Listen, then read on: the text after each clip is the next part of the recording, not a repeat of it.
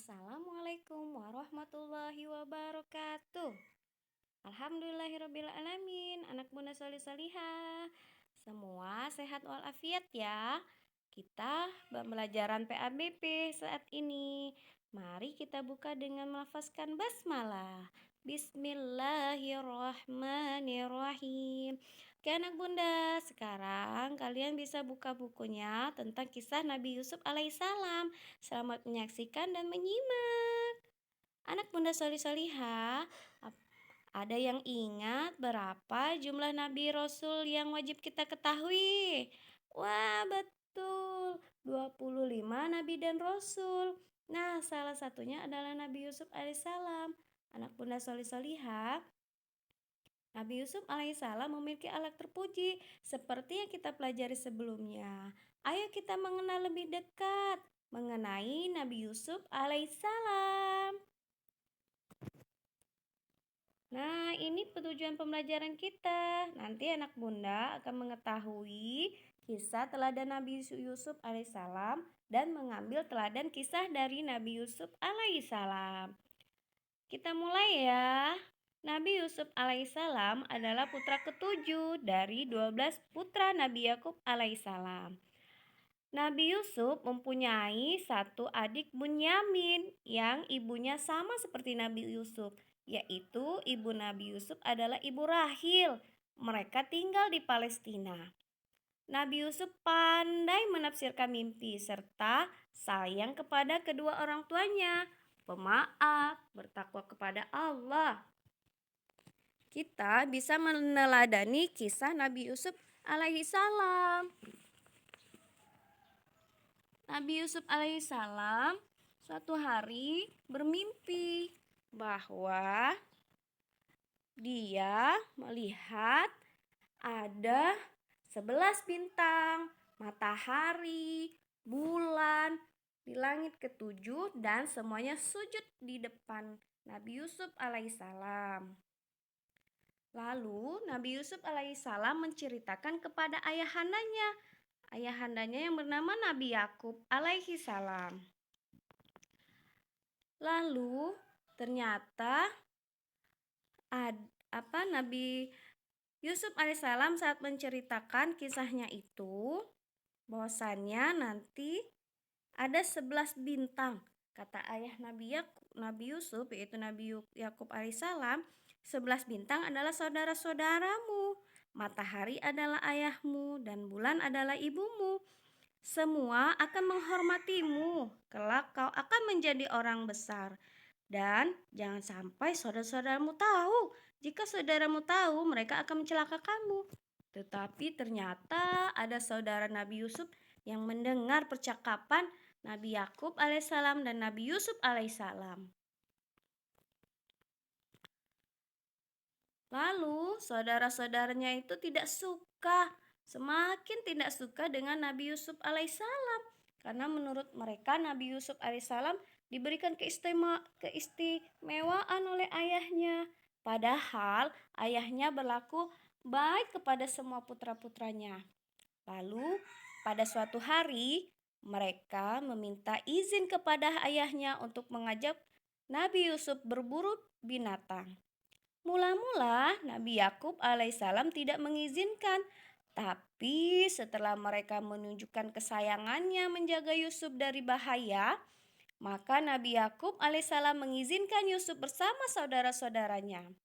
Di tengah perjalanan berburu, tiba-tiba mereka menangkap Yusuf, melepaskan bajunya, lalu melemparkannya ke dalam sumur yang terletak di persimpangan jalan. Nah, lalu bajunya diambil oleh kakaknya, dirobek-robek dan dilumuri dengan darah hewan. Dan bajunya itu diberikannya kepada Nabi Yakub. Kakak-kakaknya Nabi Yusuf bercerita bahwa Nabi Yusuf diterkam binatang buas. Betapa sedihnya Nabi Yakub alaihissalam mendengar hal itu. Saking sedihnya, Nabi Yakub alaihissalam tidak berhenti menangis sampai matanya menjadi buta. Kasihan ya. Lalu selama 3 hari Nabi Yusuf berada di sumur. Ada seorang kafilah yang hendak pergi ke Mesir ingin mengambil air. Ketika timbanya ditarik ke atas, Nabi Yusuf alaihissalam berpegangan di talinya. Akhirnya Nabi Yusuf alaihissalam selamat dan kafilah tersebut membawa Nabi Yusuf alaihissalam ke negeri Mesir.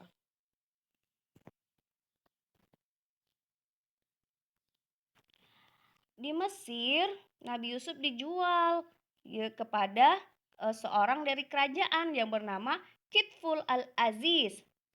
Menteri tersebut menyerahkan pada istrinya yaitu Zulaika dan memerintahkan kepada istrinya supaya Yusuf dimuliakan dan dihormati.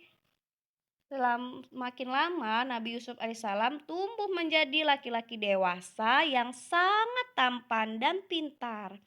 Melihat ketampanannya, Zulaika lama-lama tergoda dan tertarik dengan Nabi Yusuf alaihissalam. Zulaika melancarkan rayuannya dari yang tadinya sembunyi-sembunyi sampai rayuannya yang terang-terangan. Namun dengan ketakwaannya, Nabi Yusuf masih kuat menghadapi godaan tersebut. Karena ketakwaannya tersebut, Nabi Yusuf alaihissalam memilih menerima hukuman dipenjarakan daripada harus mengikuti godaan dari Zulaika. Lalu di dalam penjara Nabi Yusuf alaihissalam bertemu dua pemuda. Keduanya dipenjara karena dituduh hendak meracuni sang raja. Pada suatu malam kedua pelayan itu bermimpi yang berbeda. Pelayan membuat minuman bermimpi memeras anggur dan pelayan pembuat roti bermimpi membawa roti di atas kepalanya. Kemudian datang burung memakan roti tersebut. Lalu Nabi Yusuf alaihissalam menakwil mimpi kedua pelayan itu. Anak bunda tahu nggak menakwil itu apa? Ya, menakwil itu artinya mengartikan mimpi. Kalau zaman dahulu masih benar, kalau sekarang tidak ada lagi ya.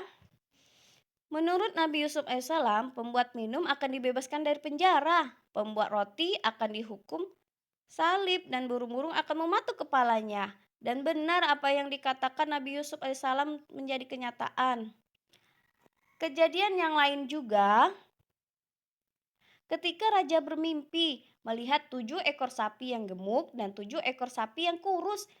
Tiba-tiba 7 ekor sapi kurus memakan 7 ekor sapi yang gemuk. Raja menanyakan arti dari mimpi itu kepada Nabi Yusuf alaihissalam. Menurut Nabi Yusuf alaihissalam, rakyat Mesir akan mengalami kemakmuran selama 7 tahun. Setelah itu akan mengalami paceklik selama 7 tahun. Atas kebenaran menakwil mimpi, akhirnya Nabi Yusuf alaihissalam dibebaskan dan diangkat oleh raja sebagai menteri ekonomi. Luar biasa ya. Nah, sekarang ada nih paceklik di tanah Mesir. Ternyata bukan hanya paceklik di tanah Mesir, di daerah asal Nabi Yusuf yaitu di negerinya Nabi Yakub alaihissalam di Palestina juga kemarau panjang. Banyak rakyat Palestina yang menderita kelaparan. Nah, kalau di Mesir, karena Nabi Yusuf itu orangnya terpercaya dan jujur, sehingga selama ia duduk di kursi pemerintahan tidak ada yang perlu dikhawatirkan.